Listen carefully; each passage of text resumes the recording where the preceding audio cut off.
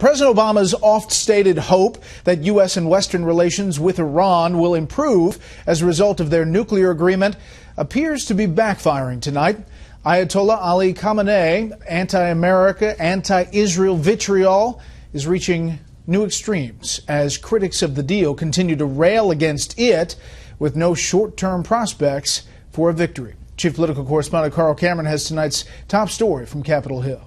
In 90-degree heat, Donald Trump took the stage at a Capitol Hill protest against the Iran nuclear deal, sponsored by the Tea Party Patriots, the Zionist Organization of America, and the Center for Security Policy. Thousands turned out. Never, ever, ever in my life have I seen any transaction so incompetently negotiated as our deal with Iran. We are led by very, very stupid people. Unlike his GOP rivals, Trump does not plan to immediately nullify the Iran deal if elected. He says the next president must be a negotiator. And after the 4 Americans imprisoned in Iran now are freed, and Trump asks Congress to reimpose sanctions, he says he'll renegotiate with Tehran, but will not say how. I don't talk because I don't want to say things that the other side is going to learn everything about me. Hillary Clinton, who helped start the Iran talks, dumped on Trump's proposed renegotiation as naive, but suggested it could be strengthened during implementation. We will begin from day one to set the conditions so Iran knows it will never be able to get a nuclear weapon, not during the term of the agreement, not after, not ever.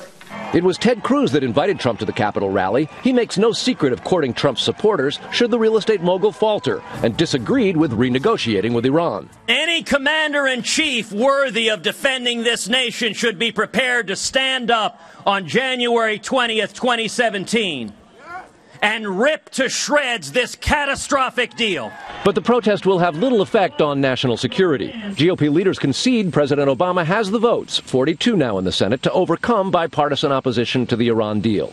In North Carolina today, Jeb Bush focused on economic security and laid out his plan to reform and reduce federal taxes. He'd slash the current 7 federal income tax brackets to 3. The top bracket of 39% would drop to 28, followed by 25 and 10% brackets. He'd eliminate tax breaks for hedge fund managers and private equity billionaires and significantly cut the current corporate tax rate, among other things. We will bring the corporate tax rate from 35%, the highest corporate tax rate in the industrial world, down to 20%, which is below that of China. For the last couple of weeks, Bush has distinguished himself from the rest of the pack by almost daily attacks on Trump, in one case for saying Trump would raise taxes. But tomorrow, for the first time, one of the other Republican candidates will call a full-dress news conference for the express purpose of going after Trump. Louisiana Governor Bobby Jindal will do so at the National Press Club and told me tonight that he thinks of Trump as not a conservative, not really a liberal, but an egomaniacal narcissist who cares only about himself. Quoting Bobby Jindal, Bret. Strong letter to follow. Carl Cameron on the Hill. Carl, thanks.